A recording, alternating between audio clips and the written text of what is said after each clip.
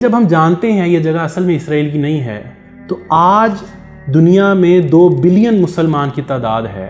یہ تعداد تھوڑی نہیں ہے، بہت زیادہ ہے. تو کیا وجہ ہے کہ ہم آج اتنے ہیلپ لیس ہو گئے ہیں کہ ہم ان کے لیے کچھ نہیں کر سکتے؟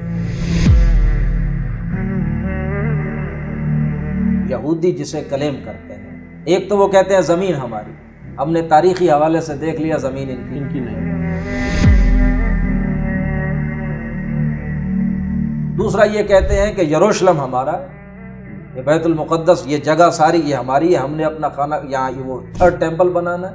تو مذہبی اعتبار سے بھی ہم نے دیکھ لیا کہ یہ گھر اللہ کا، ان کا.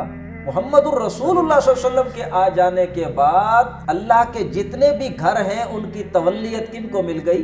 محمد الرسول اللہ صلی اللہ علیہ وسلم. اس وقت جو یہودیوں کا مسئلہ چل رہا ہے فلسطین میں، اس کا اصل کاز وہ یہودی نہیں ہے جو سیمیٹک ریس سے متعلق ہے. زائنسٹ کیسے جو ہیں یہ آئے، کیا ہیں یہ؟ تو یہ خزارینز لوگ ہیں جو یاجوج ماجوج تھے، جن کو حضرت ذوالقرنین نے دیوار بنا کر روک دیا. یہودیوں کا سوال کیا تھا کہ وہ بادشاہ کون ہے جس نے مشرق اور مغرب کے سفر کیے، فتوحات کی اتنی. اور اس میں آپ صلی اللہ علیہ وسلم کی وہ حدیث کا میں ریفرنس دوں گا کہ آپ ایک دفعہ اپنے گھر آئے تو اپنی زوجہ محترمہ سے کہا، وہ بڑی آپ پریشانی کے عالم میں تھے، انہوں نے پوچھا خیری؟ آپ نے فرمایا یاجوج ماجوج نے دیوار میں سوراخ کر لیا.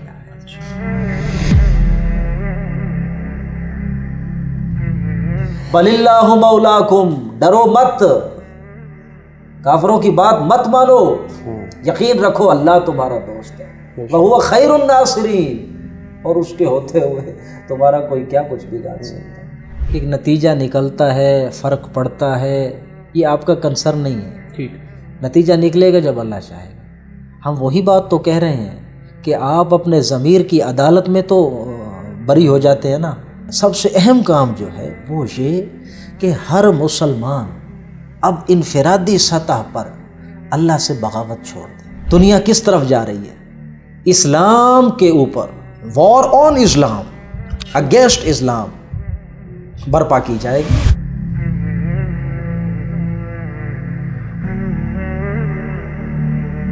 نحمده ونصلي على رسوله الكريم. بسم الله الرحمن الرحيم. والذي أرسل رسوله بالهدى ودين الحق ليظهره على الدين كله ولو كره المشركون. رب اشرح لي صدري ويسر لي امري واحلل عقدة من لساني يفقهوا قولي. میرے دامن میں ایمان پلتا رہا، ریت پر رب کا فرمان پلتا رہا. میرے بچے لڑے آخری سانس تک اور سینوں میں قرآن پلتا رہا. ذرے ذرے میں اللہ اکبر لیے خوش نصیبی ہے میں صاحب دین ہوں، میں فلسطین ہوں، میں فلسطین ہوں. نہ ہی روئیں گے اور نہ ہی مسکائیں گے، صرف نغمے شہادت ہی کے گائیں گے.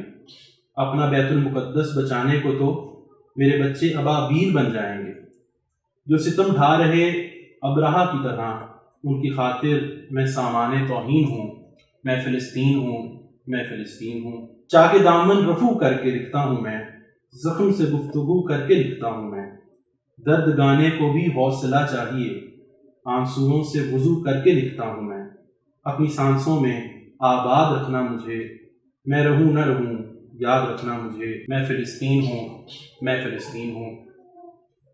آج ہمارے ساتھ اسٹوڈیو میں موجود ہیں پروفیسر حافظ عابد مستعان صاحب، جو کہ قرآن اکیڈمی فیصل آباد میں ریسرچ اسکالر ہیں اور مدرس قرآن کی ذمہ داری سنبھال رہے ہیں. سر بہت شکریہ آپ کی قیمتی وقت کا. سر بغیر کوئی وقت ضائع کیے میں آج کے ہمارے ٹاپک، جو کہ اس نظم سے سب لوگوں کو واضح ہو چکا ہوگا کہ ہمارا آج کا ٹاپک ہے فلسطین اور اسرائیل کا ایشو. میرا پہلا سوال آپ سے یہ ہے، اور سب سے اہم سوال بھی میرے تمام سوالوں میں یہی ہے کہ یہ ایشو اصل میں ہے کیا؟ یہ ایشو شروع کب ہوا؟ یعنی ہماری مسلم یوتھ کو آج یہ پتہ ہے کہ یہ مسئلہ 7 اکتوبر 2023 کو شروع ہوا، تو کیا یہ واقعی اسی وقت شروع ہوا یا اس کی کوئی ہسٹوریکل کانٹیکسٹ بھی ہے؟ اور یہ کب شروع ہوا، کیسے شروع ہوا اور کیوں شروع ہوا، اس بات کو واضح فرمائیں. سب سے پہلے تو یہ ایک بہت اچھا ٹاپک ہے جو آپ نے سلیکٹ کیا آج گفتگو کے لیے، اس کی آج ضرورت ہے. کیونکہ ہندو یہ جب سے انہوں نے حملہ کیا انڈیا نے، اور انڈیا پاکستان کا مسئلہ جب سے شروع ہوا ہے یہ تھوڑا پس منظر میں چلا گیا، اس پر لوگ اس طرح سے بات نہیں کرتے ہیں، جبکہ ضرورت اس بات کی ہے اخلاقی طور پر ہمارے دینی حوالے سے بھی کہ اس کا تذکرہ زندہ رکھا جائے، اس پر بات کی جائے، اسرائیلی ظلم اور بربریت پر گفتگو کی جائے۔ اور اسی طرح جو ایک مومنٹم بنا ہوا تھا پہلے اسرائیل سے نفرت کا، بائیکاٹ کا، اسی طرح ہمارے طرز عمل میں چیزیں رہیں۔ اور باقی جہاں تک اس مسئلے کا تعلق ہے، اس کو ہم دیکھیں گے دو اعتبارات سے، ایک تاریخی حوالے سے اور دوسرا مذہبی حوالے سے۔ اور جب ہم اس کی تاریخ دیکھیں گے، ہسٹوریکل پرسپیکٹو دیکھیں گے، تو یہ حقیقت از خود واضح ہو جائے گی کہ یہودیوں کا جو کلیم ہے، جس کی بنا پر وہ یہ سب کچھ کر رہے ہیں کہ یہ سرزمین ہے ہی ہماری، یہاں جو فلسطینی بس رہے ہیں، عرب رہ رہے ہیں، ان کا کوئی حق نہیں، ہم اس زمین کے وارث ہیں، ہم ہی اس کے مالک ہیں، اور یہ سرزمین ہماری ہی ہے۔ یہ جو ان کا کلیم ہے، اس کی حقیقت ہمیں خود بخود سمجھ آ جائے گی جب ہم حقیقت کو دیکھیں گے، تاریخ کو دیکھیں گے۔ دیکھیے، یہودیوں کی اس سرزمین پر اگر آپ تاریخ کو ٹریس کریں تو پہلا شخص جو یہاں آباد ہوا، ان کی نسل کو پیچھے ہم لے کر جاتے جائیں اور دیکھیں تو پہلا شخص وہ تھا کہ جو ان کے جد امجد حضرت ابراہیم علیہ السلام۔ حضرت ابراہیم پیدا کہاں ہوئے؟ وہ عراق میں ہوئے۔ بلکہ حضرت ابراہیم کے بارے میں آپ کو یہ بات بتا دوں کہ حضرت ابراہیم پیدا تو ہوئے شہر عراق میں، پیدا ہونے کے بعد سارا قرآن میں ہم نے بارہا کئی جگہوں پر ان کا یہ واقعہ اللہ نے بتایا کہ سب سے پہلے انہوں نے اپنی قوم کو، اپنے والد کو توحید دین کی دعوت دی، بت پرستی سے روکا، اور پھر اس کے بعد جو وقت کا بادشاہ تھا اس کے دربار میں کھڑے ہو کر بھی اس پر اتمام حجت کیا۔ پھر جب انہوں نے مکمل طور پر اپنی طرف سے اللہ کا پیغام واضح کر دیا، اتمام حجت کر دی، اور پوری قوم نے نہیں مانا، تو پھر حضرت ابراہیم وہاں سے ہجرت کر کے نکلے۔ وہاں سے حضرت ابراہیم نے ہجرت کی عراق چھوڑا، اور وہاں سے وہ آئے ہیں سب سے پہلے ادھر فلسطین، نہیں بلکہ فلسطین سے پہلے بھی وہ عراق سے گئے ہیں شام۔ شام سے یہ آج کل شام سیریا ہے، تو شام سے پھر وہ نیچے اترے ہیں فلسطین کے علاقے میں، یہاں رہے، یہاں سے پھر وہ آگے مصر بھی گئے ہیں ایک دفعہ، فلسطین سے پھر وہ آگے مصر بھی گئے ہیں تبلیغ کرنے کے لیے۔ مصر سے پھر وہ لے کر آئے ہیں اماں ہاجرہ کو۔ جس وقت ہجرت کی تھی اس وقت صرف 3 لوگوں نے ہجرت کی تھی، ایک اماں سارہ نے، ایک حضرت ابراہیم نے، ایک ان کے بھتیجے حضرت لوط۔ یہ 3 لوگ تھے جنہوں نے عراق سے ہجرت کی، اور یہ گئے تھے پہلے شام گئے حضرت ابراہیم، شام سے فلسطین آئے، ہاں جی، فلسطین سے پھر مصر گئے، مصر سے پھر دوبارہ آ کر فلسطین آباد ہوئے۔ یعنی یہ گویا ان کے جد امجد ہیں یہودیوں کے، ان کے دادا پردادا، یہ ہے وہ پہلے آدمی، ان کی نسل سے آپ دیکھیں گے جو فلسطین میں آ کر آباد ہوئے۔ اور اہم بات جو نوٹ کرنے کی ہے وہ یہ کہ جب حضرت ابراہیم وہاں گئے ہیں، لوگ پہلے وہاں رہتے تھے، نیٹو لوگ وہاں رہتے تھے۔ حضرت ابراہیم نے اس بستی کو جا کے آباد نہیں کیا، وہاں لوگ رہتے تھے، فلسطینی وہاں آباد تھے۔ اور یہاں پھر میں جیسے آپ کو بتا چکا ہوں، مصر جب گئے تھے تو وہاں سے اماں ہاجرہ کو بھی لائے تھے ساتھ وہاں، تو اللہ تعالیٰ نے جب ان کو اولاد دے دی اماں ہاجرہ سے، وہ ہے حضرت اسماعیل علیہ السلام، تو انہیں پھر وہ لا کر چھوڑ گئے ہیں عربین پیننسولا میں، جسے آج ہم کہتے ہیں مکہ مکرمہ۔ مکہ مکرمہ میں اس وادی میں جہاں کوئی گھاس نہیں اگتی، کوئی فصل نہیں اگتی، کوئی درخت نہیں ہوتا، قرآن نے خود کہا بِوَادٍ غَيْرِ ذِي زَرْعٍ عِنْدَ بَيْتِكَ الْمُحَرَّمِ۔ حضرت ابراہیم اپنی اس بیگم کو اور اپنے اس بچے کو لا کر ادھر آباد کر گئے، اور پھر اللہ تعالیٰ نے دوسرا بیٹا بھی دے دیا حضرت اسحاق علیہ السلام، یہ اماں سارہ سے، ان کو پھر انہوں نے وہیں فلسطین آباد کیا۔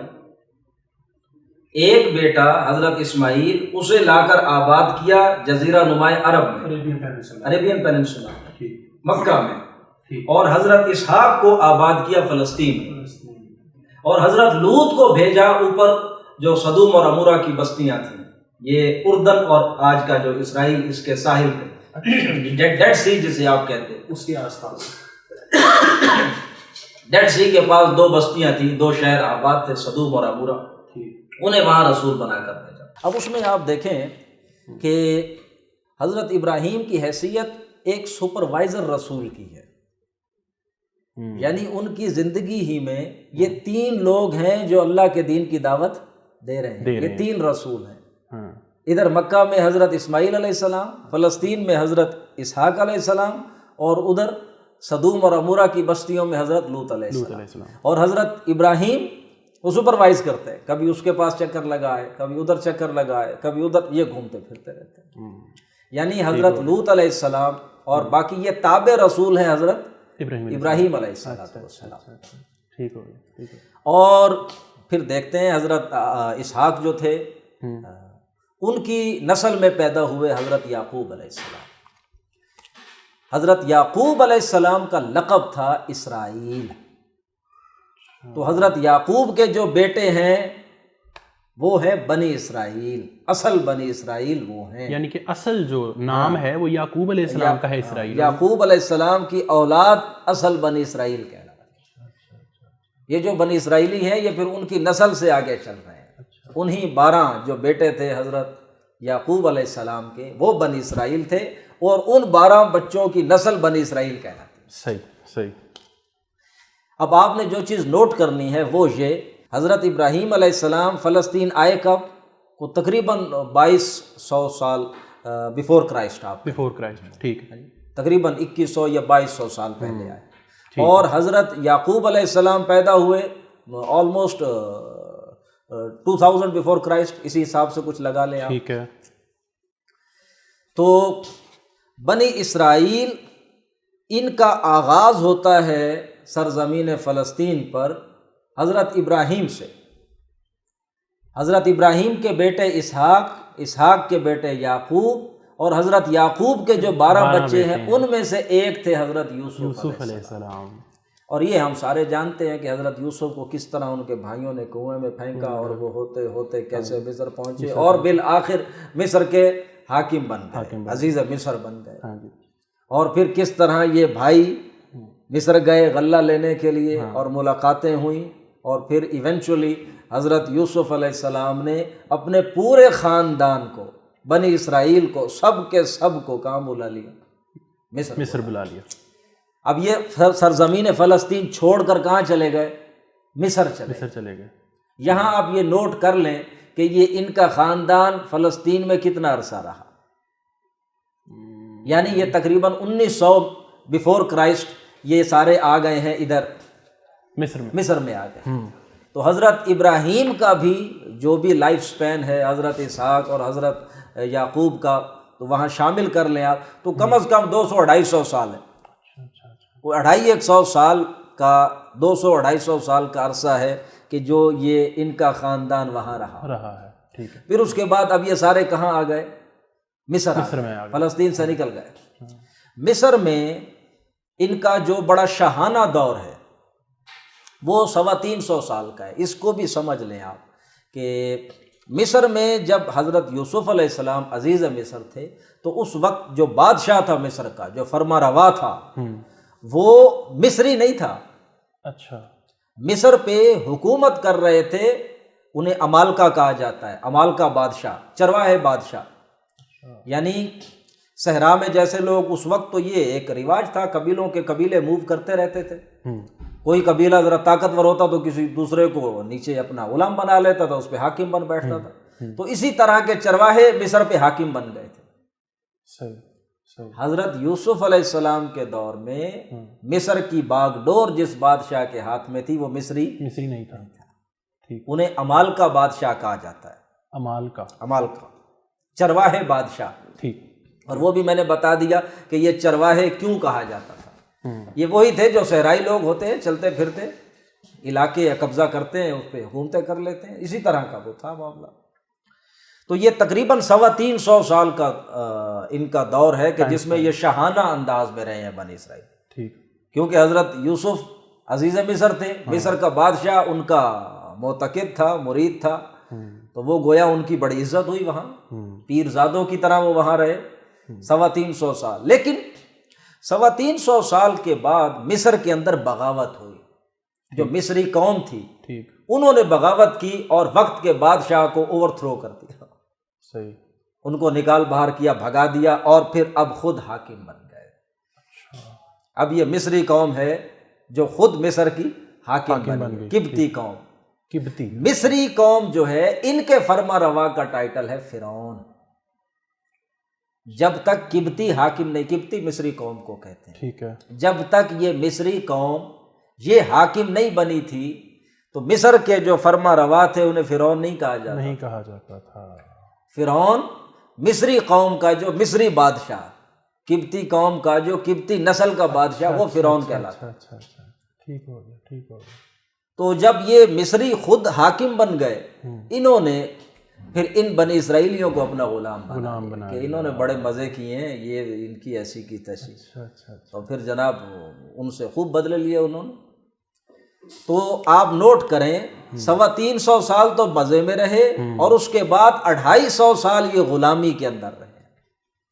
250 سال انہوں نے مصری قوم کی غلامی کی ہے، غلام بن کے رہے ہیں، یہاں تک کہ ان میں حضرت موسیٰ علیہ السلام پھر پیدا ہوئے، اور وہ پھر انہیں یہاں سے نکال کر، یہ ساری چیزیں ہم نے قرآن میں پڑھی ہیں۔ دوبارہ کہاں لے کر گئے؟ فلسطین لے کر گئے، ہاں جی، وہاں سے لے کر نکلے تو پھر پہلے کوہ طور لے گئے، وہاں تورات ملی، پھر وہاں سے اللہ نے حکم دیا کہ اس زمین میں داخل ہو جاؤ فلسطین میں، تو یہ اس وقت داخل نہیں ہوئے، انہوں نے انکار کر دیا جہاد کرنے سے، کہ موسیٰ یہ اپنے رب کو لے جاؤ، فاذهب انت وربک فقاتلا، موسیٰ تم جاؤ اپنے رب کو لے جاؤ اور وہاں جا کے لڑائی لڑو، ہم ایسے وہ تو بڑے سخت ماریں گے، تم جب جنگ جیت جاؤ گے BBC CNN پہ اطلاع آ جائے پھر ہم آئیں گے، وگرنہ ہم پہلے نہیں اس میں داخل ہوتے، بڑے سخت لوگ ہیں وہ۔ تو یہ وہ قوم ہے۔ پھر اس کے بعد حضرت موسیٰ علیہ السلام کا انتقال ہوا، حضرت ہارون علیہ السلام کا انتقال ہوا، پھر ان کے جو جانشین حضرت یوشع ابن نون، ان کی قیادت میں پھر انہوں نے جہاد کیا اور یہ سرزمین فلسطین میں داخل ہو گئے۔ تب تک حضرت موسیٰ جا چکے تھے، تب تک حضرت موسیٰ جا چکے تھے، ٹھیک۔ یہ کل آپ یوں کہہ لیجئے کہ 550 سال کا عرصہ ہے کہ یہ مصر میں رہے، فلسطین سے باہر رہے، باہر آ گئے، آپ یوں کہہ لیں، مصر نہ کہیں، ٹھیک، 550 سال یہ سرزمین فلسطین سے باہر رہے، ٹھیک۔ اور اب 550 سال بعد دوبارہ یہ کہاں گئے؟ فلسطین چلے گئے۔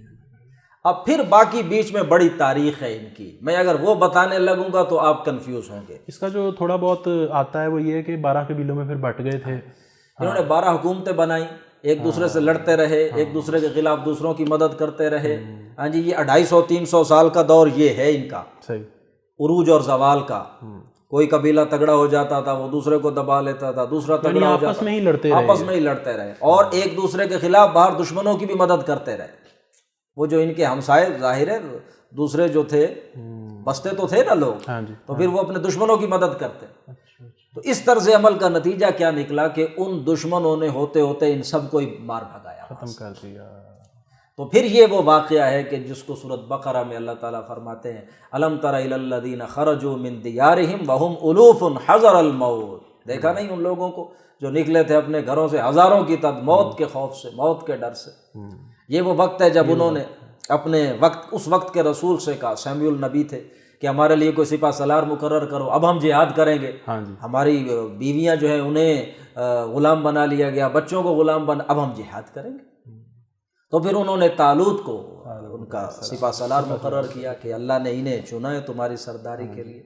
تو پھر وہ جہاد ہوا، اور پھر اس کے بعد یہ دور ہے بنی اسرائیل کا کہ جس کو ہمارے علماء کہتے ہیں بنی اسرائیل کی خلافت راشدہ کا دور۔ اچھا، یعنی کہ حضرت طالوت علیہ السلام کے بعد حضرت طالوت علیہ السلام سے، حضرت طالوت علیہ السلام، ان کے بعد حضرت داؤد علیہ السلام، ان کے بعد حضرت سلیمان علیہ السلام۔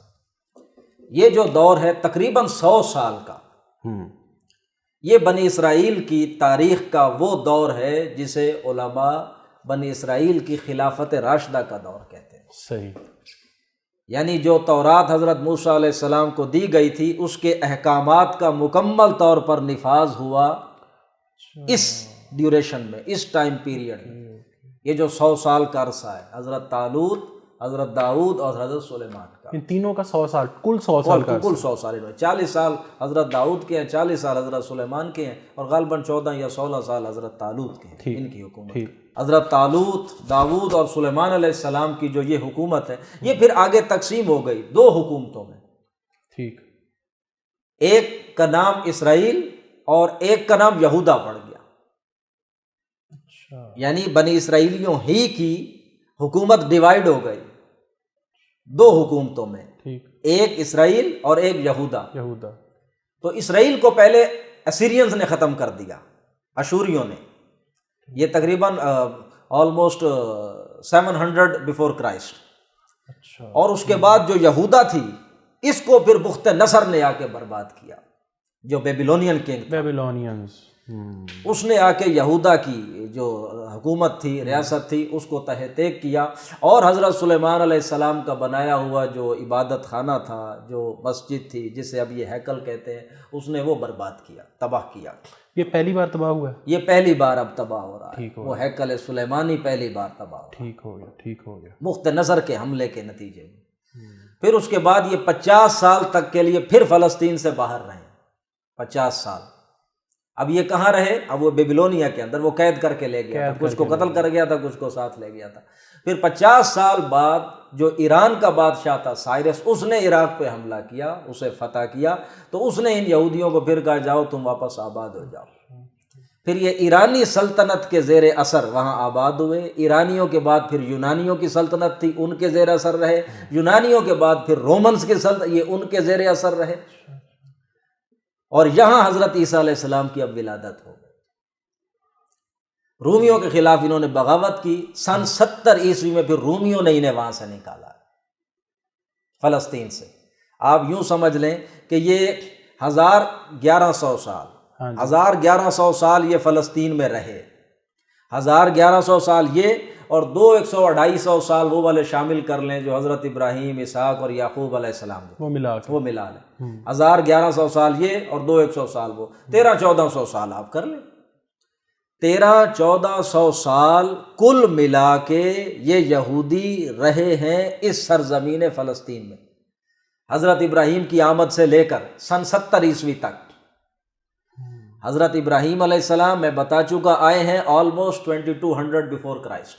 اس وقت سے لے کے 70 عیسوی تک.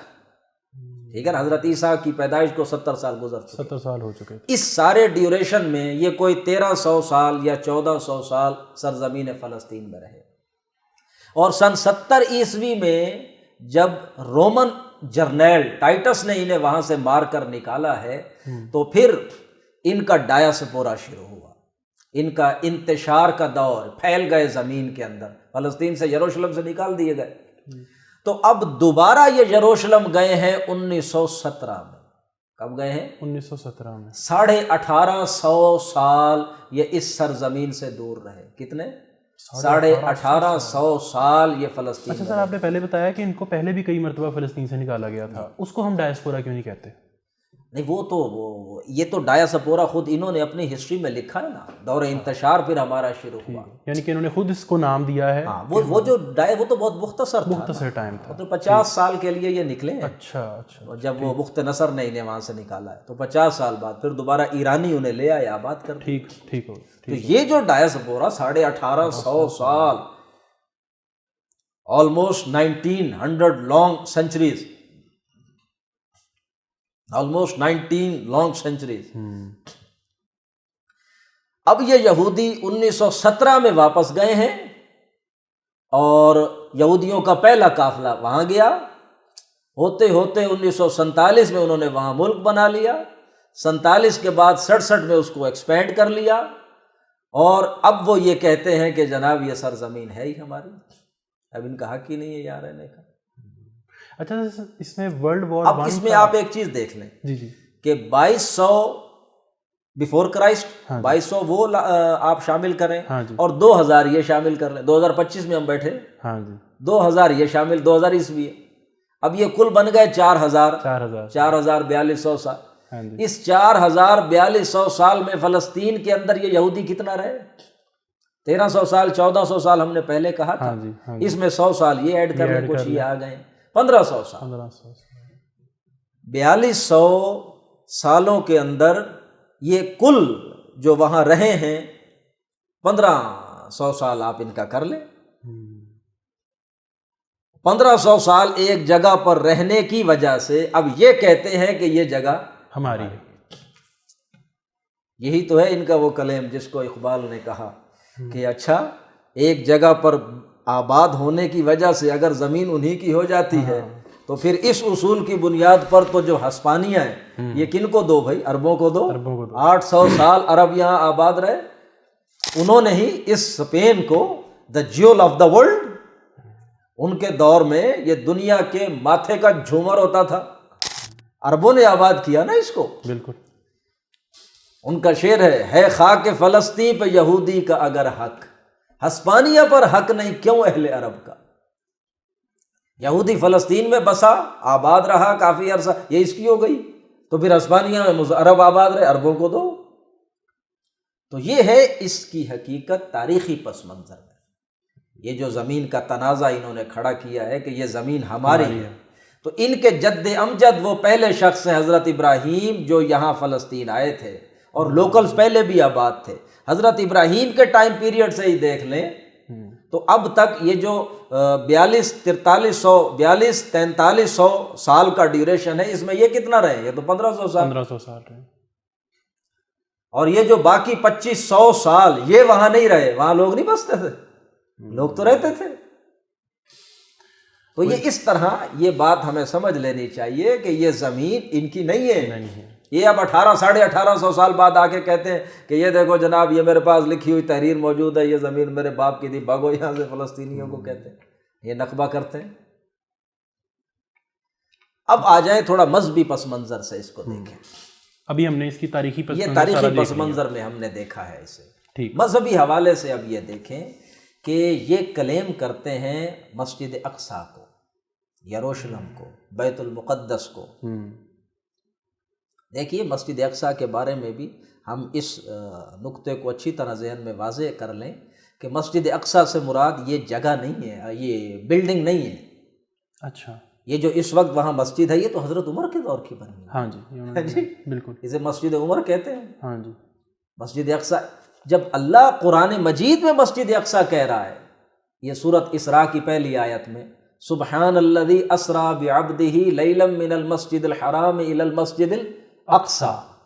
اللہ جو مسجد وہ یہ نہیں ہے، یہ تو حضرت عمر کی بنائی ہوئی مسجد. مسجد جو ہے عربی لغت کے مطابق یہ ظرف کا صیغہ ہے، سجدہ کرنے کی جگہ. اچھا. تو اس سے مراد وہ ایک پرٹیکولر کوئی بلڈنگ نہیں ہے، یہ تو وہ حدود ہے حرم کی. جیسے اللہ نے مسجد حرام کہا اسی طرح مسجد اقصیٰ کہا. مسجد حرام اب آج کل جو ہم دیکھ رہے ہیں یہ تو نہیں تھی جب قرآن میں یہ اللہ تعالیٰ نے مسجد حرام کہا وسلم یہ تو نہیں تھا. یہ تو اب اتنی بڑی بڑی بلڈنگز بن گئی، یعنی جو حدود ہے وہ مسجد حرام ہے. اسی طرح جو حدود ہے وہاں وہ مسجد اقصیٰ ہے. وہاں عبادت خانہ پہلے تعمیر کروایا حضرت سلیمان علیہ السلام نے، اور دوسری دفعہ پھر بنوایا انہوں نے جب ایرانی انہیں واپس لائے. سائرس اعظم ذوالقرنین جب انہیں واپس، سائرس اعظم کو ذوالقرنین کہتے ہیں جو جن کا ذکر قرآن میں ہے. اسی لیے تو یہودیوں نے سوال کیا تھا آپ صلی اللہ علیہ وسلم سے، 3 سوال کیے تھے نا. ہاں جی. روح کی حقیقت کیا ہے، اصحاب کہف کون تھے، اور ذوالقرنین کون تھے. کیوں پوچھا ذوالقرنین کا یہودیوں نے؟ کیونکہ ذوالقرنین ان کا محسن تھا. وہ ان کو عراق سے لا کر اس نے انہیں یہاں دوبارہ یروشلم میں آباد کیا اور انہوں نے وہ اپنا سیکنڈ ٹیمپل تعمیر کیا تھا جس کو پھر گرایا ٹائٹس رومی نے، اور جو ابھی تک گرا پڑا ہے 70 عیسوی میں گرایا تھا، وہ ابھی تک گرا پڑا ہے. اب وہاں پر ایک مسجد موجود ہے، مسجد اقصیٰ. اور یہ بھی آپ سمجھ لیں کہ یہ سارا علاقہ جو ہے یہ ایک پہاڑی ہے، یہ سارا علاقہ یہ ایک پہاڑی ہے. اس پہاڑی کے اوپر اب 2 عمارتیں ہیں، ایک وہ مسجد اقصیٰ حضرت عمر کی بنائی ہوئی، اور ایک قبۃ الصخرہ.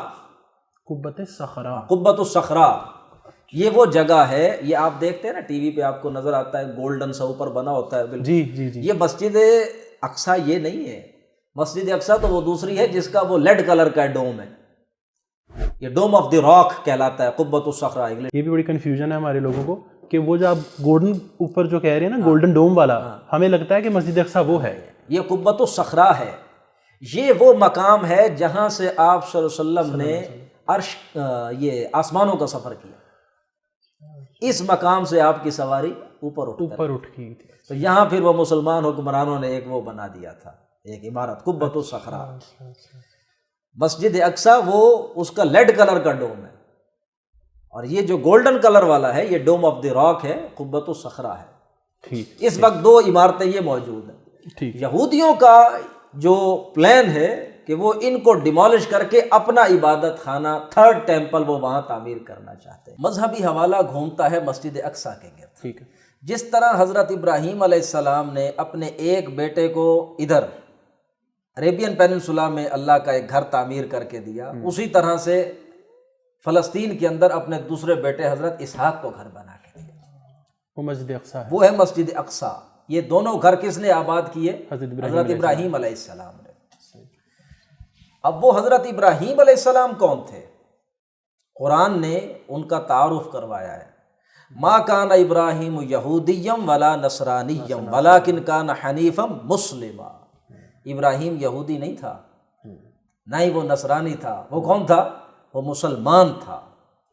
یہودی یہ کہتے ہیں کہ اس گھر کے متولی اور وارث ہم ہیں، اس کی تولیت ہمیں حاصل ہے، اس کے کسٹوڈین ہم ہیں. جبکہ بات غلط ہے، جبکہ یہ چیز غلط ہے. تم اس وقت تک کسٹوڈین تھے جب تک تم مسلمان تھے، اللہ کے بتائے ہوئے دین پر تھے. محمد الرسول اللہ صلی اللہ علیہ وسلم کے آ جانے کے بعد اللہ کے جتنے بھی گھر ہیں ان کی تولیت کن کو مل گئی؟ محمد رسول اللہ صلی اللہ علیہ وسلم. اور اس کی سب سے بڑی دلیل یہ ہے کہ جب آپ نے یہ معراج کا زمینی سفر کیا ہے، خانہ کعبہ سے آپ وہاں گئے ہیں، تو وہاں مسجد اقصیٰ کے اندر تمام نبیوں کی آپ صلی اللہ علیہ وسلم نے امامت کروائی. جتنے بھی انبیاء اس مصلی پہ پہلے کھڑے رہے ہیں آپ کے آنے سے پہلے، اب وہ سارے کہاں کھڑے ہوئے ہیں؟ آپ سے پیچھے کھڑے. تو یہ انڈیکیشن ہے کہ اب یہ اس گھر کی تولیت امت محمد صلی اللہ علیہ وسلم کو حاصل ہے. اور بات بھی بنتی ہے، ابراہیم مسلمان تھے، جو مسلمان ہیں وہی اس گھر کے وارث، وہ یہ سمجھتے ہیں کہ اسٹل ہم اس کے متولی ہیں اور ہم اس پر وہی عبادت خانہ بنائیں گے جو حضرت سلیمان علیہ السلام نے بنایا تھا. تو یہ جو گھر ہے بیت المقدس یا بیت المقدس، اب اس کے متولی یہودی نہیں مسلمان ہیں، کیونکہ حضرت ابراہیم مسلمان تھے، یہودی یا نصرانی نہیں تھے. اب ہم نے یہ سمجھ لیا کہ یہ جو مسئلہ ہے فلسطین کا، یہودی جسے کلیم کرتے ہیں، ایک تو وہ کہتے ہیں زمین ہماری، ہم نے تاریخی حوالے سے دیکھ لیا زمین ان کی نہیں. دوسرا یہ کہتے ہیں کہ یروشلم ہمارا، یہ بیت المقدس، یہ جگہ ساری یہ ہماری ہے، ہم نے اپنا خانہ یہاں وہ تھرڈ ٹیمپل بنانا ہے. تو مذہبی اعتبار سے بھی ہم نے دیکھ لیا کہ یہ گھر اللہ کا ان کا نہیں ہے. اس گھر کو بنایا حضرت ابراہیم نے تھا، اور اس کا کسٹوڈین محمد الرسول اللہ صلی اللہ علیہ وسلم کے آ جانے کے بعد اللہ نے امت مسلمہ کو دی. تو مذہبی اعتبار سے بھی یہ اس کے وارث نہیں، اور تاریخی اعتبار سے یہ سرزمین فلسطین بھی ان کی. دو اعتبارات سے جو ہم نے شروع میں طے کر لیا تھا، تاریخی اور مذہبی، صرف اسی پرسپیکٹو کو سامنے رکھتے ہوئے میں نے یہ بات کی ہے. ٹھیک ہے، وگرنہ اس میں بہت سی باتیں اور کہیں سنی جا سکتی ہیں. ٹھیک ہے، مثلا کہ اس وقت جو یہودیوں کا مسئلہ چل رہا ہے فلسطین میں، اس کا اصل کاز وہ یہودی نہیں ہے جو سیمیٹک ریس سے متعلق ہے. ہم نے شروع میں بات کی تھی کہ یہودی یہ حضرت ابراہیم کی اولاد سے ہیں اور یہ سیمیٹک ریس کہلاتے ہیں. ٹھیک ہے. لیکن اس وقت جن یہودیوں نے اصل میں مسئلہ کھڑا کیا ہوا ہے، یہ وہ جو فساد کی جڑ ہیں، جن کو آپ سنتے ہیں زائنسٹ کے نام سے، جوش زائنسٹ، جوش زائنزم، یہ جو لوگ ہیں یہ یہودی حضرت ابراہیم حضرت یعقوب کی آل اولاد میں سے نہیں ہیں. ان کے بارے میں آپ کبھی تو یہ سنیں گے کہ یہ اشکنازی یہودی ہیں، کبھی آپ ان کے بارے میں یہ سنیں گے کہ یہ یورپین نسل کے یہودی ہیں. اب بتاؤ، یہودی تو حضرت ابراہیم کی نسل سے ہیں. ان کی ہسٹری تھوڑی سی بتائیے گا، زائنسٹ کیسے جو ہیں یہ آئے، کیا ہیں یہ؟ اور یہ ایک آدمی تھا تھیوڈور ہرزل، جس نے یہ ساری موومنٹ شروع کی تھی. کب کی؟ 19ویں صدی کا یہ آدمی. 19ویں صدی. 19ویں صدی, I think later half of the 19th century. اس میں یہ شخص تھا تھیوڈور ہرزل. یہ بانی سمجھا جاتا ہے زائنزم کا. ٹھیک ہے. اس نے یہ چیزوں کو موبلائز کیا اور پھر اس کے پیچھے لوگ تھے. ظاہر ہے آج جب ہم بات کرتے ہیں کہ اس دنیا کے کی پلیئرز, کی ماسٹرز, جو ایک ریس پیدا ہو چکی ہے دنیا میں, ماسٹر کلاس جو پیدا ہو چکی ہے ایک, یہ زائنسٹ کی ہے. یہ وہ لوگ ہیں جو اس دنیا کو کنٹرول کرتے ہیں. یعنی کہ اس دنیا کا سارا مالیاتی نظام ان کے شکنجے. یعنی کہ اس ٹائم جو دنیا کی کریم ہے وہ زائنسٹ آپ ان کو کہہ سکتے ہیں. جتنی بھی یہ آپ دیکھیں گے کہ یہ کارپوریٹ کلچر ہے, یہ بینکنگ کا سارا نظام ہے, اس کو چلانے والے یہی یہودی ہیں. اور جو آج کے دور کا پیسہ اور دولت اور یہ منی ان چیزوں کو کنٹرول کرتا ہے وہی تو رول کرتا ہے. بالکل. دنیا کے حاکم دراصل وہی ہے. تو یہ اصل مسئلہ ان کا کھڑا کیا ہوا ہے, زائنسٹ کا. زائنسٹ کی آئیڈیالوجی کیا ہے, یہ لفظ کیسے پڑا اور یہ زائنسٹ شروع کب ہوئے, مطلب کیا اس کی تاریخ کیا ہے زائنسٹ کی؟ زائنزم کی حقیقت کو سمجھنے کے لیے آپ کو, اب یہ بات بڑی ہے, ٹرکی چیزیں ہیں یہ, یاجوج ماجوج کی حقیقت کو سمجھنا پڑے گا. ٹھیک ہے. اور یاجوج ماجوج کا تذکرہ قرآن میں 2 جگہ پر آیا ہے. ایک سورۃ انبیاء کی آیت ہے, دوسرا سورۃ کہف ہے. اب پہلے سورۃ انبیاء کی آیت کے پس منظر میں آپ دیکھیے, پہلے وہ آیت سنیں. اللہ فرماتے ہیں وَحَرَامٌ عَلَىٰ قَرْيَةٍ أَهْلَكْنَاهَا أَنَّهُمْ لَا يَرْجِعُونَ. جس بستی کو ہم نے ہلاک کیا ہے اس کے رہنے والوں پہ ہم نے حرام کر دیا ہے اب یہ اس بستی میں واپس نہیں آ سکتے. اب جس بستی کا ذکر ہو رہا ہے یہ یروشلم ہے. یروشلم کہ اس بستی کو ہم نے تباہ کر دیا, اب اس کے رہنے والے واپس ادھر نہیں آ سکتے. اور یہ تاریخی پس منظر میں پہلے ہم ڈسکس کر چکے ہیں کہ یروشلم کی بستی اجاڑی ہے آخر میں عیسائیوں نے, اب ہم عیسائی نہ کہیں, آخر میں رومیوں نے وہ جو رومن جرنیل تھا ٹائٹس سن 70 عیسوی میں, اس نے تاراج کیا ہے, برباد کیا ہے اس بستی کو. اب اللہ فرماتے ہیں اس کے رہنے والوں پہ ہم نے حرام کر دیا, یہ واپس نہیں آ سکتے. تو سن 70 عیسوی کے نکالے ہوئے 1917 تک واپس نہیں جا سکتے. 1850 سال کا یہ ہے, نہیں جا سکتے. ٹھیک ہے. اب قرآن کی آیت کی طرف دوبارہ لوٹ کر آئیں. اللہ نے ٹائم لائن بتائی ہے, یہ واپس نہیں آ سکتے حتی اذا فتحت یاجوج و ماجوج, یہاں تک کہ یاجوج ماجوج نہ کھل جائے. یاجوج ماجوج کھلیں گے تب یہ واپس آئیں گے. یاجوج ماجوج نہیں کھل جائے واپس آ نہیں سکتے. اور یہ واپس کب آئے؟ 1917 میں. اور 1917 میں ان کو لے کر آنے والے کون ہیں؟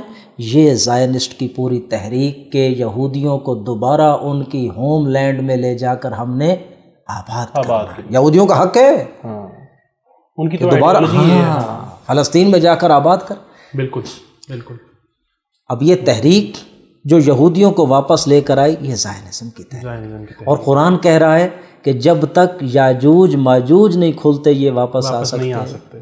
اقبال کا شعر آپ کو سنا دوں. کھل گئے یاجوج ماجوج کے لشکر تمام, چشم مسلم دیکھ لے تفسیر حرف ینسلون. قرآن میں آیا نا وہم من کل حدب ینسلون, ہر بلندی سے وہ یہ حملہ کریں آتے چلے جائیں گے. ہاں جی, چشم مسلم دیکھ لے تفسیر حرف ینسلون. اب یہاں جو میں نے کنیکٹ کی ہے چیز وہ کیا ہے؟ ہاں جی, بٹوین دا لائنز, کہ زائنسٹ لے کر آئے ہیں یہودیوں کو فلسطین. قرآن کہہ رہا ہے یاجوج ماجوج جب تک نہیں کھل جاتے یہ واپس نہیں آ سکتے. یہ جڑ گئی بات آپس میں. اب یہاں ایک اور جو دوسری جگہ ہے قرآن مجید کی جہاں یاجوج ماجوج کا تذکرہ ہے وہ سورۃ کہف ہے. ٹھیک. اور سورۃ کہف کے بارے میں بھی آپ یہ بات ذہن میں رکھیں کہ ذوالقرنین کا جو اللہ تعالیٰ نے تذکرہ کیا وہ تو دراصل وہی یہودیوں کے ایک سوال کے جواب میں تھا. ہاں جی. لیکن یہودیوں کا سوال کیا تھا کہ وہ بادشاہ کون ہے جس نے مشرق اور مغرب کے سفر کیے, فتوحات کی اتنی. صحیح. اللہ تعالیٰ نے وہ تذکرہ کیا کہ ذوالقرنین تھا جس نے مغرب کا بھی سفر کیا، مشرق کا بھی سفر کیا، لیکن اللہ تعالیٰ نے وہاں ذوالقرنین کے ایک تیسرے سفر کا بھی ذکر کیا جو یہودیوں نے پوچھا، وہ سوال انہوں نے نہیں کیا تھا، اللہ تعالیٰ نے تیسرے کی وضاحت کر دی۔ اور مزے کی بات یہ اسی تیسرے سفر کی ڈیٹیل اللہ نے زیادہ بتائی۔ اب تیسرا سفر ہے کیا؟ یہ وہ ہے جو یاجوج ماجوج سے متعلق۔ اچھا۔ اللہ فرماتے ہیں جب یہ ذوالقرنین پہنچا، بلغ بین السدین، 2 سد ان کے درمیان، 2 رکاوٹوں کے درمیان جب پہنچا۔ اب یہ 2 رکاوٹیں کون سی ہیں؟ یہ کیسپین سی اور بلیک سی سے جو پہاڑی سلسلے چل رہے ہیں، ان کے درمیان میں ایک جگہ آتی ہے دربند کی، دھاریال دربند، ہاں جی، تو وہ جگہ ہے جہاں پر حضرت ذوالقرنین پہنچے تھے، ٹھیک۔ اور یہی وہ جگہ ہے جہاں سے اوپر سے کوئی فوج نیچے آ سکتی ہے، باقی تو پہاڑی علاقے وہاں سے گزرگاہ ہے، ٹھیک ہے، وہ ایک گویا کہ یوں سمجھ لے درہ ہے، ٹھیک ہے، ایک وہاں سے گزرا جا سکتا۔ وہاں ذوالقرنین نے دیوار بنائی یاجوج ماجوج کو کنٹین کرنے کے لیے۔ وہاں جب ذوالقرنین پہنچے تو ایک قوم رہتی تھی نا، اس نے کہا ادھر سے یاجوج ماجوج آتے ہیں، حضرت ذوالقرنین نے وہاں دیوار بنا کر یاجوج ماجوج کو بند کر دیا، ٹھیک۔ اب وہ جو علاقہ ہے اس دربند سے اوپر کا علاقہ، یہ کیسپین ہی کی طرف سے وہ آ رہا ہے نا، کاکیشین ماؤنٹینز جو آ رہے ہیں، یہ وہی ہے جنہیں ہم کوہ قاف کے پہاڑی سلسلے کہتے ہیں۔ کوہ قاف کے بارے میں آپ جانتے ہیں نا، بچپن میں سن رکھا ہے، پریاں ہوتی ہیں وہاں، تو یہ پریاں یہ ہیں جی، یہ شہزادیوں، ہاں جی، یہ جنوں کے ہم نے چکر پڑے ہیں نا، یہ وہ لوگ ہیں اوپر، خزارہ ٹرائب، تو یہ خزارین لوگ ہیں جو یاجوج ماجوج تھے، جن کو حضرت ذوالقرنین نے دیوار بنا کر روک دیا۔ یہ خزارین ٹرائب کے یہ یورپین نسل کے لوگ ہیں جنہوں نے پھر یہودیت قبول کی ہے، انہیں ہم کہتے ہیں یورپین نسل کے یہودی، یعنی اوریجنلی دے آر یورپینز، ٹھیک، یہ بنی اسرائیلی تو نہیں ہے، سیمیٹک ریس نہیں ہے، یہ اشکنازی یہودی ہیں، ٹھیک ہو گیا۔ یعنی یاجوج ماجوج یہ لوگ تھے جنہیں ذوالقرنین بند کر کے گئے، انہوں نے یہودیت قبول کر لی، پھر یہی لوگ ہیں جنہوں نے صہیونیت کی بنیاد ڈالی، یہی وہ لوگ ہیں جو پھر پورے یہودیوں کو اکٹھا کر کے لے جا کر آباد کیا 1917 میں۔ اب یہ ہیں چیزیں، میں جو بات کہہ رہی، ظاہر ہے ہمارا یہ موضوع نہیں ہے کہ یاجوج ماجوج کی ہم ساری چیزیں ٹریس کریں، اور جو احادیث میں یا جو ہماری اسکالرشپ میں چیزیں چل رہی ہیں، ظاہر ہے موضوع کی مناسبت سے ہم وہ اس طرح تو بات نہیں کر رہے، لیکن ٹو دا پوائنٹ میں آپ کو ایک چیز بتا رہا ہوں جی، جہاں تک ابھی میرا ذہن پہنچا ہے ان چیزوں کو پڑھ سن کے، جو نتیجہ میں نے نکالا، اس پہ بات انشاءاللہ پھر کبھی کریں گے کہ یاجوج ماجوج کو ہم، تاکہ ساری چیزیں، سارے دلائل، سارے پوائنٹس کو ٹیکل کرتے ہوئے پھر ہم کوئی نتیجہ نکالیں۔ اس نقطے کو سمجھ لیں کہ حال ہی میں اس پہ گفتگو ہوئی ہے ایک دوست سے کہ یہ جو حدیث ایک بتلائی جاتی ہے کہ یاجوج ماجوج کسی دیوار کے پیچھے، ابھی وہ جو ذوالقرنین نے بنائی تھی اس کے پیچھے ابھی بند ہے، پہلے تو یہ سمجھ لیں اب اس ٹیکنالوجی کے دور میں اس پلانٹ کا کون سا خطہ ہے جس کو سیٹلائٹ دیکھ نہیں رہا، وہ کون سی دیوار ہے جس کے پیچھے وہ اب کھڑے ہیں؟ میک سینس، ہاں جی، پہلی بات تو یہ ہے۔ اور دوسری وہ چیز کہ جو ہمارے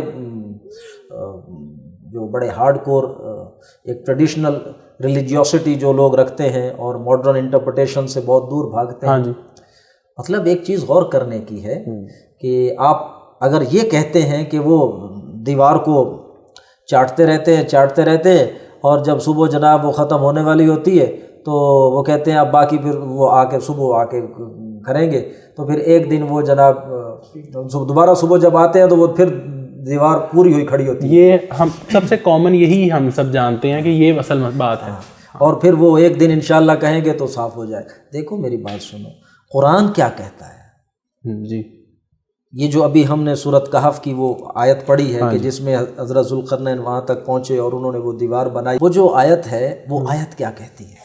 جب دیوار بنا لی ذوالقرنین نے تو کہا فَمَسْتَطَاعُوا أَن يَظْهَرُوهُ وَمَا اسْتَطَاعُوا لَهُ نَقْبًا۔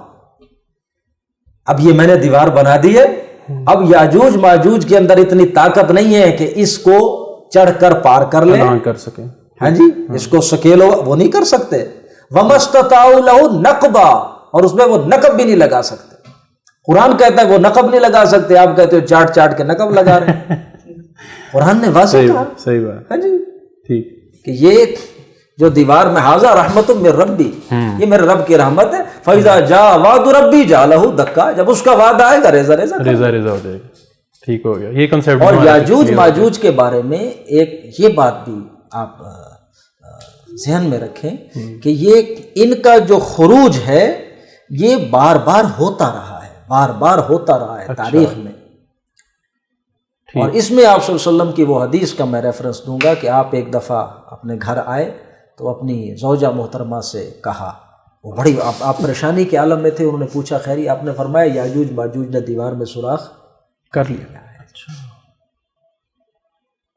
اب اس کا مطلب کیا ہے؟ یہ نہیں ہے کہ وہ دیوار میں سوراخ کر لیا ہے، سوراخ تو وہ نہیں کر سکتے، نقب تو وہ نہیں لگا سکتے، قرآن کہہ رہا ہے اس سوراخ کرنے سے مراد یہ ہے کہ وہ ان کا اب آبادی کی طرف، انسانی آبادیوں کی طرف اب ان کا رخ شروع ہو گیا ہے، اب وہ آہستہ آہستہ انسانی آبادیوں کے اندر ان کی انٹرمنگلنگ شروع ہو چکی ہے۔ اچھا سر، میں اپنے اگلے سوال کی طرف اب جانا چاہوں گا۔ آپ نے تاریخ جو ہے بنی اسرائیل کی اور ارض فلسطین کی بڑے اچھے سے ہمیں سمجھا دی، پھر اس مسئلے کے ساتھ جو مذہبی ایک ٹاپک جڑتا ہے بیت المقدس کا، وہ بھی آپ نے بڑے اچھے سے سمجھا دیا کہ چونکہ اللہ تعالیٰ نے یہ مسجد جو ہے یہ حضرت ابراہیم علیہ السلام کے ہاتھ سے تعمیر کروائی، اور حضرت ابراہیم علیہ السلام قرآن کہتا ہے کہ وہ مسلمان ہیں، تو اس کی تولیت جو ہے وہ اب امت محمد صلی اللہ علیہ وسلم کو جاتی ہے۔ یہ بھی آپ نے بڑے اچھے طریقے سے واضح کر دیا۔ اب جو سوال ہماری یوتھ کے ذہنوں میں ہے وہ یہ ہے کہ ہم سب جب جانتے ہیں، ہمارے علماء جانتے ہیں اور جو لوگ علم رکھتے ہیں تمام لوگ جانتے ہیں کہ یہ جگہ اسرائیل کی نہیں ہے۔ ابھی تو آپ نے ان لوگوں کے لیے ایکسپلین کیا جو یہ پوڈ کاسٹ دیکھیں گے جن کو علم نہیں ہے، ان کو بات واضح ہو جائے گی، لیکن جب ہم جانتے ہیں یہ جگہ اصل میں اسرائیل کی نہیں ہے، تو آج دنیا میں 2 بلین مسلمان کی تعداد ہے، یہ تعداد تھوڑی نہیں ہے، بہت زیادہ ہے، تو کیا وجہ ہے کہ ہم آج اتنے ہیلپ لیس ہو گئے ہیں کہ ہم ان کے لیے کچھ نہیں کر سکتے؟ ہم فلسطین کی مدد نہیں کر سکتے اور ہم اپنی یہ مقدس جگہ جو ہے اس کو بچا نہیں سکتے، مسلمان ہاتھ پہ ہاتھ رکھ کے بیٹھے ہیں، اس کی کیا وجہ ہے سر؟ جی بالکل درست آپ نے کہا۔ اس وقت تو مسلمانوں کا حال یہ ہے 2 بلین مسلمانوں کا، اور 58 مسلمان حکومتوں کا، اور ان میں سے بھی بالخصوص عرب جو ہیں، خود عرب جو ان کے پڑوسی ہیں، جو ان کے بھائی ہیں، جو ان کی نسل کے ہیں، عربی ہیں، ان عرب ملکوں کا حال یہ ہے، ان حکومتوں کا۔ ابھی آپ نے دیکھا ٹرمپ آیا تھا، یہ سعودی عرب آیا، قطر آیا، ہاں جی، یہ دبئی آیا، UAE، تو میں پڑھ رہا تھا $600 کسی نے معاہدے کیے تجارتی، کسی نے 1200 ارب ڈالر، اور کسی نے 1400 ارب ڈالر۔ ان ظالموں کے ساتھ یہ تجارتی معاہدے کر رہے ہیں جو ظالم وہاں مسلمانوں کو گاجر مولی کی طرح بموں سے اڑا رہے ہیں۔ آج جو مسلمانوں کی یہ حالت ہے، جو ذلت اور بے بسی اور مسکنت اور لاچارگی ہم دیکھتے ہیں کہ مسلمان کچھ کر نہیں سکتے، بالکل مسلمان حکومتیں اور مسلمان عوام کچھ کر نہیں سکتے۔ اس سسٹم نے، اس دجالیت نے جکڑ ایسا رکھا ہے، بے بس ہے۔ صحیح بات۔ یہ بے بسی اور لاچارگی دراصل اللہ کی طرف سے سزا ہے۔ جب آپ اللہ کو پیٹھ دکھاتے ہیں، اللہ سے رخ پھیر لیتے ہیں، اللہ کے احکامات کو اپنے پاؤں تلے رونتے ہیں، آپ اپنے رسول کی تعلیمات کی پرواہ نہیں کرتے، تو یہی جرم تھا نا بنی اسرائیل سے، یہی جرم تھا۔ انہوں نے اللہ کی تعلیمات، اپنے رسول کی تعلیمات سے انحراف کیا۔ اللہ نے کیا سزا دی؟ ضربت علیہم الذلۃ والمسکنۃ۔ یہی کام جب امت محمد کرے گی صلی اللہ علیہ وسلم تو اللہ کا ٹریٹمنٹ تو ہے کہ اللہ کی سنت نہیں بدلتی۔ اللہ کے قانون کی زد میں جو بھی آ جائے گا اسی طرح رگڑا جائے گا۔ بلکہ آپ کو ایک آیت سنا دو، یہ جو آپ بات کر رہے ہیں نا، جس کی طرف ہم یہ جا رہے ہیں کہ مسلمانوں کے دلوں میں روب بیٹھا ہوا ہے ان کا، اصل بات یہ ہے، بالکل ایسے ہی روب ہے ان کا۔ اور یہ روب دلوں میں کب آتا ہے؟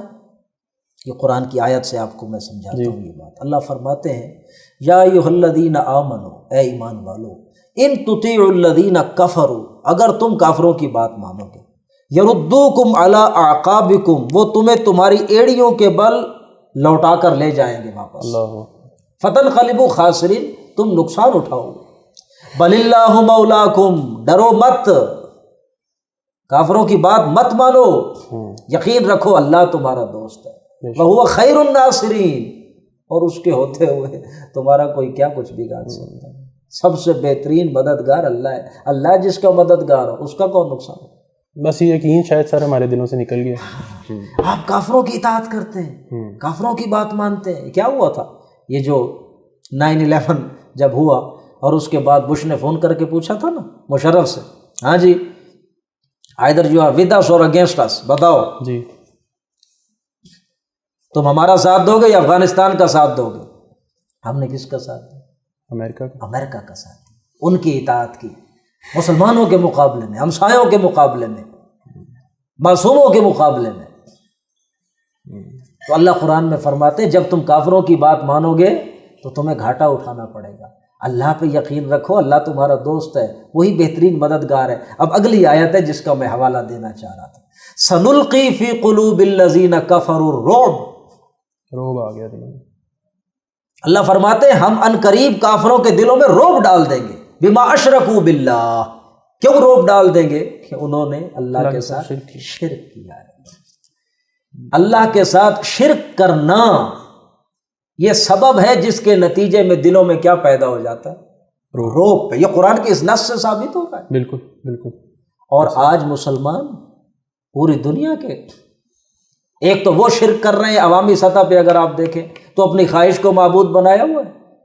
میں اور آپ ہر شخص اپنے دل کی مانتا ہے، اللہ کی کون مانتا ہے؟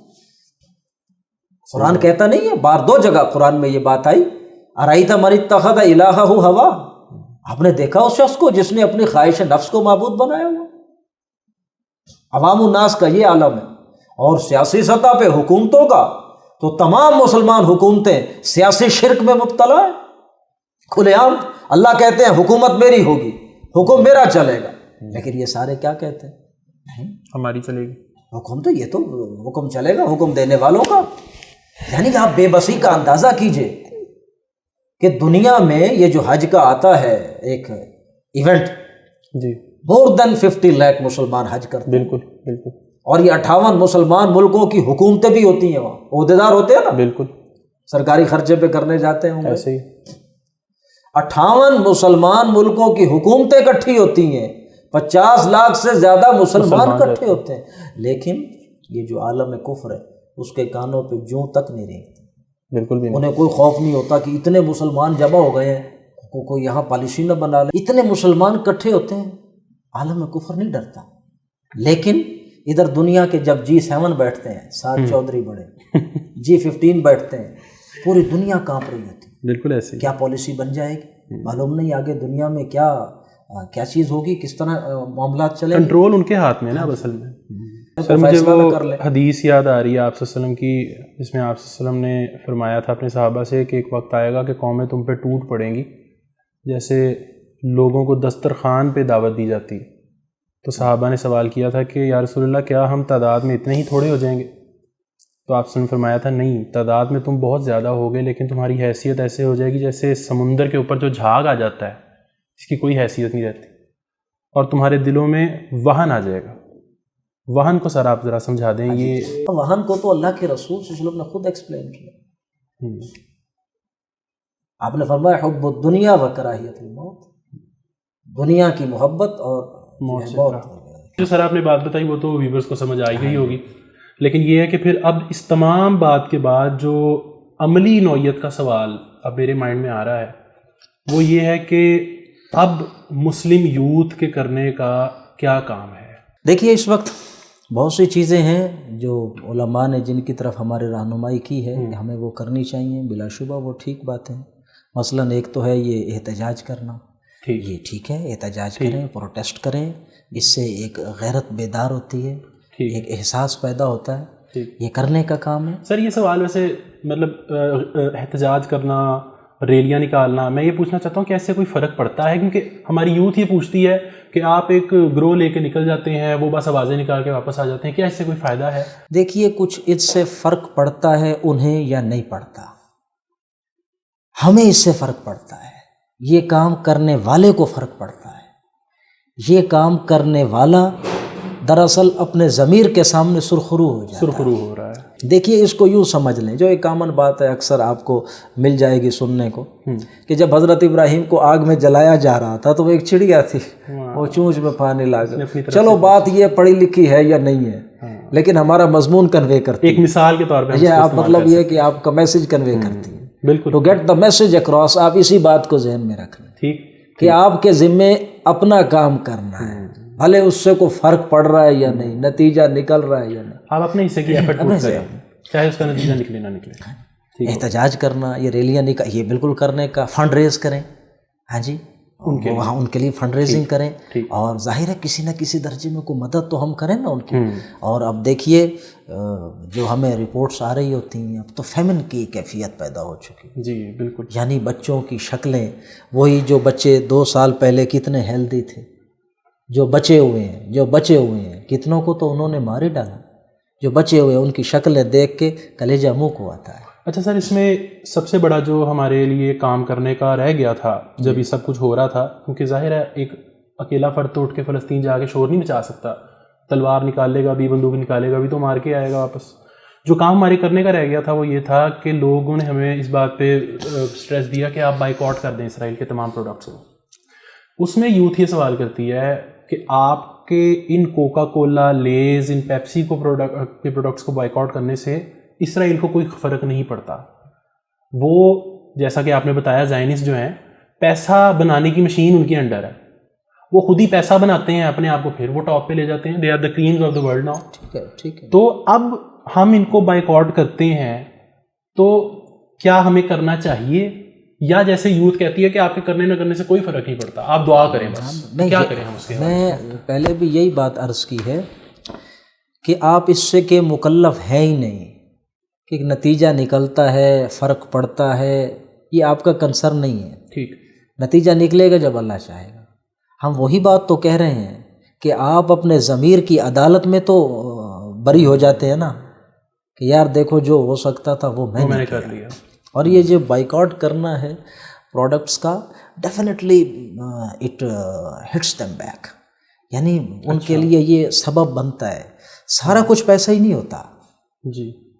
ایک پبلک اوپینین، پبلک پریشر، ایک مطلب آپ دیکھ نہیں رہے آپ، باوجود اس کے کہ ٹھیک ہے وہ ماسٹرز ہیں اور سب کچھ انہی کا ہے، لیکن نفرت کے سینٹیمنٹس کتنے بڑھ گئے ہیں اسرائیل کے خلاف پوری دنیا میں، اکراس دی گلوب. بالکل.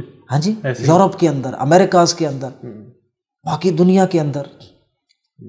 اور یہ بلکہ رفتہ رفتہ اب وہ کیفیت ہو رہی ہے کہ یہودی اسرائیل کے علاوہ دنیا کے اور کسی خطے میں رہ نہیں سکتا، بدنام ہو گیا.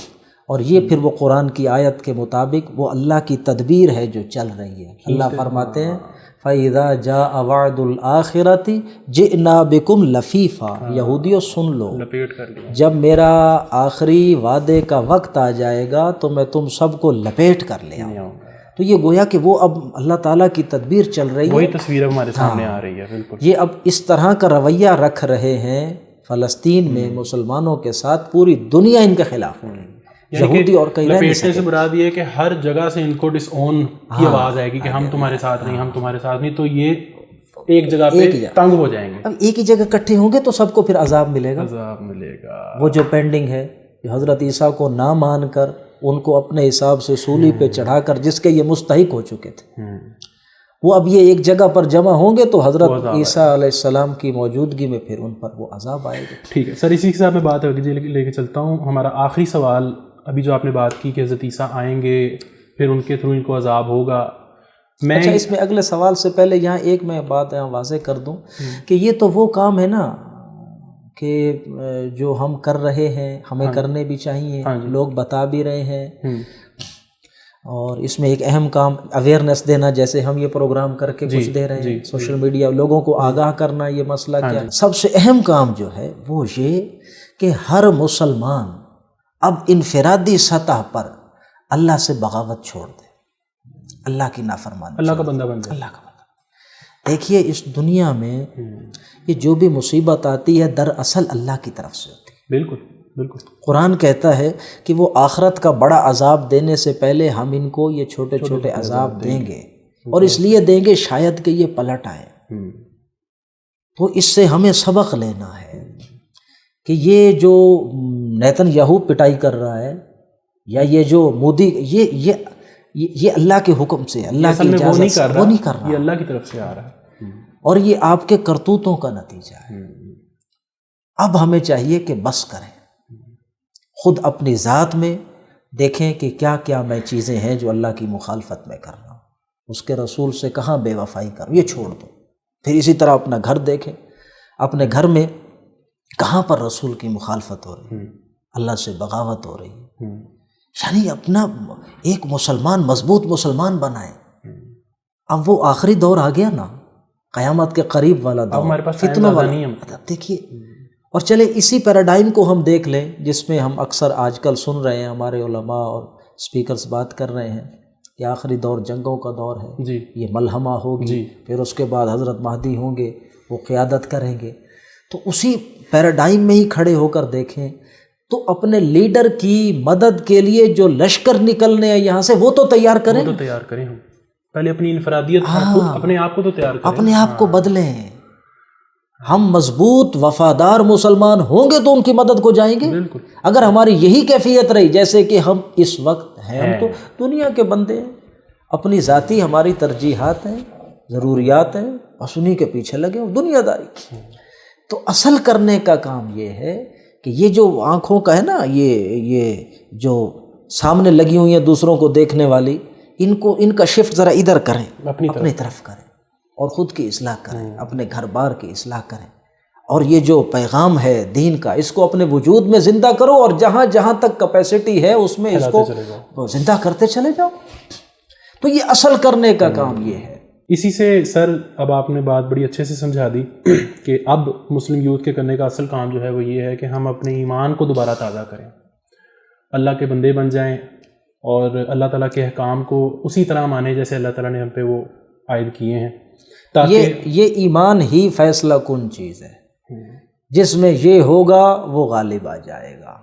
قرآن کی آیت ہے وَأَنْتُمُ الْأَعْلَوْنَ إِن كُنتُم مُؤْمِنِينَ. بالکل، ایمان ہے جو ڈیسائسو فیکٹر ہے. یہ نہیں ہے تو حالت دیکھ رہے ہیں، یہ آ جائے گا تو پھر وہ صحابہ کرام کی شان. یعنی یہ ایمان آپ کو دنیا سے بے نیاز کر دیتا ہے. آج ہم دنیا کے بندے ہیں، یا صحیح تر لفظوں میں، ٹھیک ہے تھوڑا سا یہ مناسب تو نہیں ہے لیکن یہ بولا جاتا ہے ہمارے ادب میں کہ جو شخص دنیا داری میں پڑو اسے دنیا کا کتا کہا جاتا ہے. اس وقت ہم سب کی کیفیت مجموعی طور پر وہ ہے، لیکن جب ایمان دل میں آ جاتا ہے تو انسان سوائے اللہ کے باقی ہر شے سے بے نیاز ہو جاتا ہے. وہ کیفیت ہو جاتی ہے جو صحراؤں میں ننگے پیر چلنے والے تھے لیکن کیسر و کسریٰ کے تاجوں سے انہیں کوئی سروکار نہیں تھا. انسان یوں دنیا سے بے نیاز ہو جاتا. یہ اسی وقت ہوگا جب دل میں ایمان کا چراغ جل اٹھے گا. دو عالم سے کرتی ہے بیگانہ دل کو عجب چیز ہے لذت آشنائی. بالکل. اب سر آخری سوال میرا پاکستان کے حوالے سے ہے. ہماری یوتھ پاکستان کو اب اسپیشلی کسی کھاتے میں نہیں دیکھتی. آپ کو پتہ ہے اب ہماری یوتھ زیادہ تر باہر یورپ میں سیٹل ہونا چاہتی ہے، اور زیادہ تر یوتھ کا ہمارا یہی کہنا ہے کہ پاکستان کا رول زیادہ دنیا میں نہیں رہ گیا، یہ نہیں بچے گا. میں یہ پوچھنا چاہتا ہوں سر، اب ہم نے جتنی ڈسکشن کی ہے، ان فیوچر پاکستان اس روڈ میپ پہ، اس میپ پہ کہاں کھڑا ہے؟ پاکستان کا کیا کردار ہوگا؟ دیکھیے، پاکستان کا کردار سمجھنے کے لیے بھی آپ یہ نقطۂ نظر ذہن میں پہلے واضح کریں کہ یہ دنیا میدان ہے جہاں خیر اور شر کا مقابلہ چل رہا ہے، اور اب یہ مقابلہ اپنی انتہا کو پہنچ چکا. بالکل. اس وقت دنیا کے اندر اسلام اور کفر، حق اور باطل کا مقابلہ ہے جس کی فیصلہ کن جنگ اب ہونے والی. یہ نقطۂ نظر اپنے ذہن میں واضح کریں. اور بلکہ اس میں آپ کو وہ بتاؤں نا، وہ جو کتاب لکھی تھی 90s میں سیموئل پی ہنٹنگٹن نے، یہ کلیش آف سویلائزیشن، اس میں اس نے کیا کہا تھا کہ دنیا کس طرف جا رہی ہے؟ اسلام کے اوپر، وار آن اسلام، اگینسٹ اسلام برپا کی جائے گی. اب دنیا میں جنگ ہوگی تو کس کے خلاف ہوگی؟ اسلام کے خلاف. اور پورا سٹیج سیٹ ہو چکا، آپ دیکھ رہے ہیں. بالکل 20ویں صدی سے دیکھنا شروع کر دیں، پٹائی کن کی ہو رہی ہے؟ مسلمانوں کی ہو رہی ہے. 21ویں صدی سے تو یہ ملٹیپلائی ہو گئی سپیڈ، ہاں جی بڑھ گئی سپیڈ. بالکل ایسے ہی. افغانستان کا کیا حشر کیا، عراق کا کیا حشر کیا، ہاں جی شام کا کیا حشر کیا، آپ دیکھتے چلے جائیں. اور اس سے بھی زیادہ ریسنٹ پاسٹ چچنیا، بوسنیا. مطلب یہ ہے کہ ہمیں یہ سمجھنا ہوگا، ہمارے نوجوانوں کو سمجھنا ہوگا کہ یہ اس وقت جو وہ عالم کفر میں جا کے آباد ہو رہے ہیں، یورپ کے اندر کفر کے گڑھ میں جا کے آباد ہو رہے ہیں، اللہ کے رسول نے منع کیا ہے. اچھا. اور اب جو ہمارے دوست وہاں رہتے ہیں وہ یہ بتاتے ہیں کہ کتنا ہیٹریڈ ہے، کتنے نفرت والے سینٹیمنٹ ہیں جو وہاں کے لوگوں میں. تقریباً پرسوں میں اپنے ایک کزن سے بات، وہ انگلینڈ میں ہوتا ہے، وہ وہی ہائیڈ پارک میں بیٹھا تھا، وہ بتا رہا تھا کہ اب ہم ڈرتے ہیں نکلتے ہیں. اچھا. اب ہمیں خوف ہوتا ہے، اور میں پلان کر رہا ہوں کہ کہیں مکہ موو ہو جاؤں یا کہیں ادھر عرب کنٹری میں چلا جاؤں. ہم مسلمانوں کا یہاں رہنا اب دو بھر ہو چکا. مطلب یہ ہے کہ آپ جب کفر کے گڑھ میں موجود ہیں تو آپ تو ولنریبل ہیں، آپ کی یو آر پرون ٹو اینی تھنگ. بہ جائیں گی. بالکل بالکل اس طرح. ہاں جی. بالکل. اور اس میں علامہ اقبال نے کیا خوبصورت وہ کہا ہے، جو ان کی ارمغان حجاز میں ایک نظم ہے، بڈھے بلوچ کی نصیحت. جی. فرماتے ہیں اس دشت سے بہتر ہے نہ دلی نہ بخارا، وہ تیرے بیاباں کی ہوا تجھ کو گوارا، اس دشت سے بہتر ہے نہ دلی نہ بخارا. یہ جو تیرا بیابان ہے اس میں رہو، کیا یہ ترقی یافتہ شہروں کو دیکھ کے ادھر بھاگتے ہو؟ جس سمت چاہے سمت سیل رواں چل، وادی یہ ہماری ہے وہ صحرا بھی ہمارا. بالکل. تو اپنی جو جگہ ہے اس میں رہو. اور اس وقت وہ جو آپ کا سوال تھا اس کے جواب میں یہ بات بھی اب ہمیں ذہن میں رکھنی چاہیے کہ اس وقت جو ریسنٹ ہمارا یہ کنفلکٹ ہوا ہے انڈیا کے ساتھ، اس کے نتیجے میں پاکستان کو ایک ڈیسائسو وکٹری ملی ہے. آپ چلیں وکٹری کلیم ہم نہیں کرتے، لیکن انٹرنیشنل میڈیا کے حساب سے اپر ہینڈ کس کا تھا؟ پاکستان کا تھا. اپر ہینڈ نہ بھی ہوتا، آپ سٹیل میٹ کی پوزیشن پر ہی ہوتے تو تب بھی یہ کتنے بڑے اعزاز کی بات تھی کہ اپنے سے 10 گنا بڑی طاقت کے ساتھ آپ لڑیں اور سٹیل میٹ آئے. یہ کتنی بڑی بات ہے. لیکن انٹرنیشنل میڈیا کہہ رہا ہے کہ یہ سٹیل میٹ نہیں ہے، اپر اینڈ پاکستان کو تھا. اور ہماری ایئر فورس نے، ہماری پاک فوج نے، اور یہ مطلب اس وقت پاکستان کو ایک فیصلہ کن برتری حاصل ہوئی ہے الحمدللہ. اور مسلم کنٹریز میں اس کی حیثیت پہلے سے کہیں بڑھ گئی. بالکل. اور یہ ملک دیکھیے اللہ نے معجزانہ طور پر بنوایا تھا اپنے کسی خاص تدبیر کے تحت، اور اس ملک کا اب تک قائم رہنا بھی معجزہ ہے جو اس کی تدبیر کا حصہ ہے. وگرنہ ہماری جو سیاست رہی ہے، جو ہمارے جرنیل رہے ہیں، ہم نے کوئی کسر نہیں چھوڑی اس کو تباہ کرنے میں، اس کو ختم کرنے میں. لیکن یہ ڈاکٹر اسرار صاحب کا تجزیہ ہے، وہ یہ کہا کرتے تھے کہ آفس میں بیٹھے ہوئے وہ یہ بات کر رہے تھے، یہ ہم تک روایت پہنچی ہے. اچھا. کہ ڈاکٹر صاحب کہتے ہیں کہ پاکستان کے ساتھ تو اللہ کی کوئی خاص مشیت ہے، اور میں دیکھتا ہوں کہ جب بھی پاکستان کسی ایج پر آ جاتا ہے تباہی کے، تو جیسے یہ ٹیبل ہے، یعنی جب پاکستان ادھر ٹیبل سے گرنے لگتا ہے تو اللہ پوری ٹیبل کو الٹ دیتے ہیں تاکہ یہ دوبارہ درمیان میں آ جائے. اس ملک کے ساتھ تو اللہ کی کوئی خاص تدبیر ہے، اور اس تدبیر کا اب ہمیں کچھ عملی نمونہ بھی نظر پیش کرنا چاہیے. نہیں نظر آ رہا ہے. اللہ تعالیٰ نے جو یہ ملک بنوایا تھا، پھر اس ملک کو اتنا طاقتور بنا دیا، ایٹمی ملک بن گیا. کون چاہتا تھا کہ یہ بنے؟ لیکن بنا کہ نہیں بنا؟ اللہ نے بنوایا. اور اس دن کے لیے بنوایا جو اب ہم نے دیکھ لیا کہ دنیا ریکگنائز کر چکی ہے اس کی طاقت الحمدللہ. تو یہ مسلمانوں کی لیڈرشپ اب اللہ نے اسی کے ہاتھ میں دے دی ہے جس کو کلمہ طیبہ کی بنیاد پہ بنوایا تھا.